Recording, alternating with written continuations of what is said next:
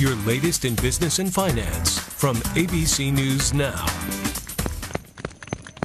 And you are watching live coverage of the opening bell on ABC News Now. Ringing the bell this morning in that beautiful scenic location of Vail, Colorado. The folks from Vail Resorts. Gee, I wish we were all there with them.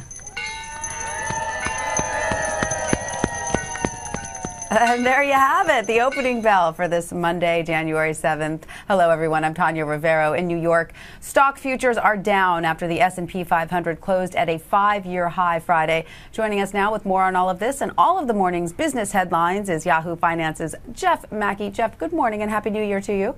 Happy New Year to you. I missed you so, Tanya. I can't believe I haven't seen you yet so far. I missed you too. I can't believe it's been this long. It's far too long.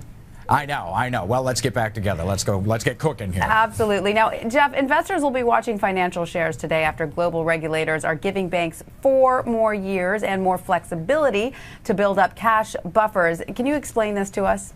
In English, it just means they have more time to do not a lot of anything. The banks, after the financial crisis, everyone came in, right? And then, oh no, they need more cash on the balance sheet.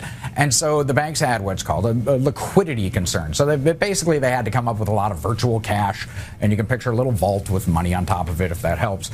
Now they don't have to do that. Basel III or Basel IV, whatever it is, that's a set of rules. They push that back so the banks can kind of do whatever they want. That means that the financial shares are higher simply because they can do whatever they want. And investors like the fact that banks aren't going to get hassled. And this gives them, 6, 7, 8 years to get their houses in order after the housing market crumbled and caused all kinds of messes. I don't know. From a regulatory standpoint, I don't think that these rules were going to do much of anything. Right. From a human standpoint, gosh, we're letting these guys kind of off the hook again. Okay. Does that mean anything for the little guy, though, who needs a loan? Is that going to be any easier to get? In theory, it would be. The little guy still hasn't gotten those loans yet. And so that's been what's called pushing on a string, meaning that the banks are getting a lot of free money, but at the same time, the banks are getting hassled over the loans they made before. And so you're asking the banks to make loans at the same time you're castigating them for making loans previously. They're put in kind of a weird position, a weird situation. But hey, that doesn't include building liquidity anymore. So, it's a step in the right direction as far as they're concerned. That's right. All right. Now, speaking of banks, Bank of America has settled with Fannie Mae over risky mortgage loans that Fannie Mae purchased. Can you fill us in on that settlement? Well, that has to do with Countrywide. And first of all, let me get out of the way. Bank of America sponsors my show, and so I find them to be great sponsors and a darn upstanding bank. But in this case, even beside that, even though my obvious bias, they bought a company called Countrywide who was initiating these mortgages, and Bank of America bought them kind of right before the housing crisis hit. Now they're sort of unwinding that. Bank of America has done a really good job of trying to put this behind them.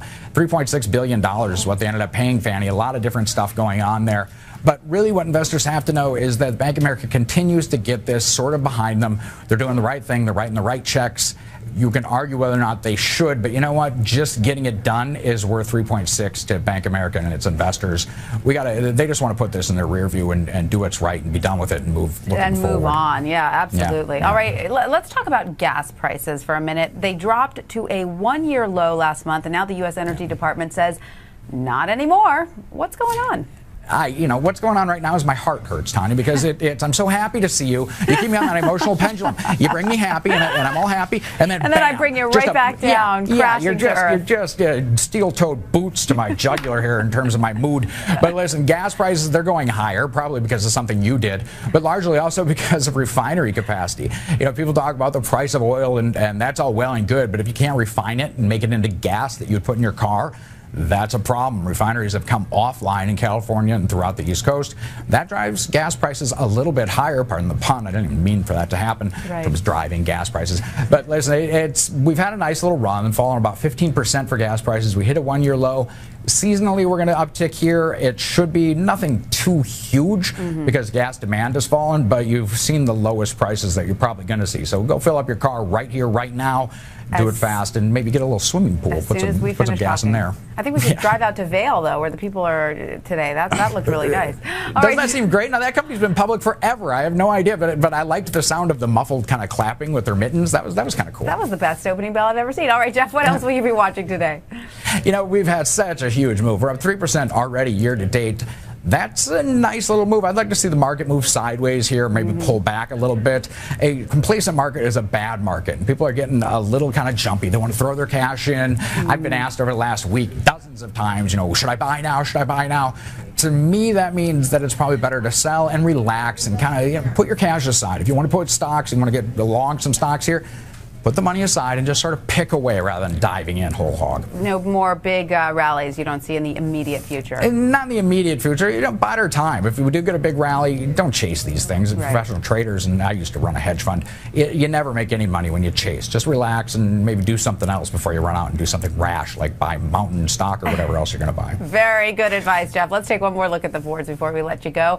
And it is down about 65 points this morning, so there you go. Jeff Mackey from Yahoo Finance, thanks again for joining us on this Monday morning. Absolutely. Nice to see you again. You too.